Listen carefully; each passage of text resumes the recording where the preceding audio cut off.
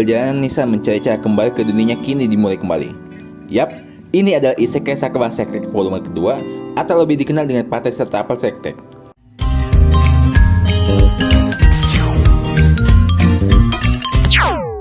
Mereka volume ke-1, Nissan adalah koki demit Kape Akihabara.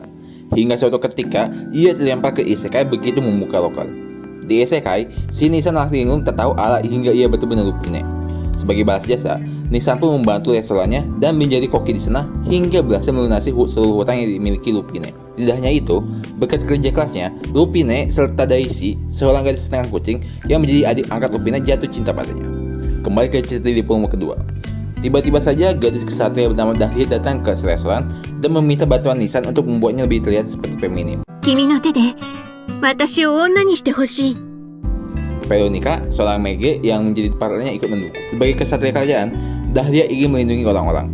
Karena itulah ia ingin lebih terlihat seperti feminim untuk membanting para orang jahat yang nantinya ia akan dipenjarakan juga. Penampilannya yang terlalu maskulin membuat para penjahat terlalu waspada.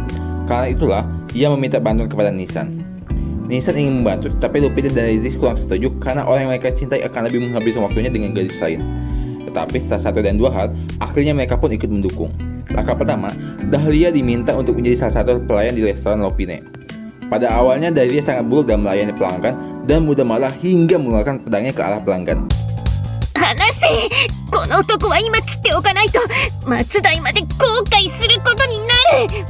Beberapa hari kemudian, tiba-tiba Basaro, seorang alkemis jahat yang merupakan orang yang membunuh Ivy, tempat terdekat Dahlia, muncul.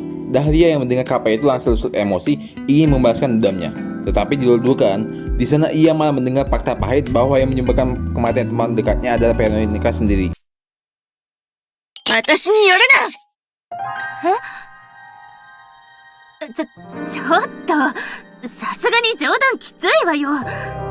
Veronica ingin menjelaskannya, tetapi Dahlia tak mau mendengarkannya. Merasa gundah, Nissan atau si MC kita datang membelinya berbagai nasihat.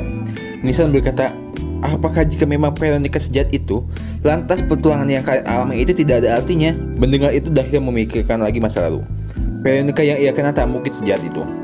Meski kelakuannya menyebalkan dan suka memasukkannya ketika tidur, tetapi pasti ada alasan di balik itu. Sikat saja, dan rupanya itu benar. Veronica memang menyebabkan teman Dahlia mati, tapi teman Dahlia sendiri yang melakukannya. Di hari itu, hanya salah satu dari mereka yang bisa selamat. Ivy mengulurkan dirinya demi Veronica, dan di akhir hayatnya, Ivy meminta Veronica menjaga Dahlia. Kembali ke masa kini, Veronica kaget begitu mendengar suara dan tubuh Ivy setelah sekian lamanya. Entah bagaimana ia bisa hidup lagi, tetapi jauh di lubuk hati Veronica, semua penyesalan dan kesedihan itu tumpah kembali.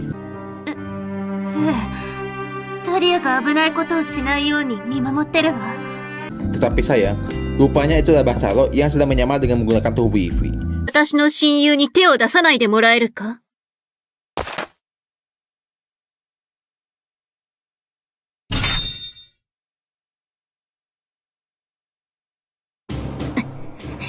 Nissan berusaha menolong, tetapi di luar dugaan Dahlia datang. Veronica, 自分を犠牲にするなんて考えないでくれ。もう大切な友人を亡くしたくない。ごめんなさい。 Kesalahpahaman di antara mereka pun terselesaikan, dan dengan menggabungkan kekuatan, Basaro pun berhasil dikalahkan. Singkat lagi, ya sesuai yang bisa kalian tebak, si Dahlia dan Veronica jatuh cinta sama si MC.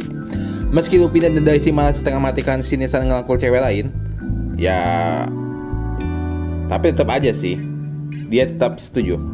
Tamat. Ya bukan tamat sih, tetapi masih ada ceritanya. Di epilog, tiba-tiba pintu didobrak oleh seorang gadis berpakaian maid.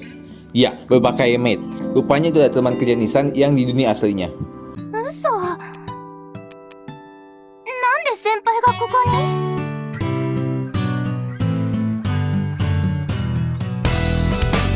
Pertemuan mereka, apakah Nissan bisa kembali ke dunia aslinya? Kita nantikan di volume ketiga. Ya, sekian dulu dari gue gak bisa banyak bahas karena pengen ini lebih ke arah 18 tahun, jadi gak banyak yang bisa dibahas karena memang ceritanya simple. Ya, sekian dan terima kasih, dadah.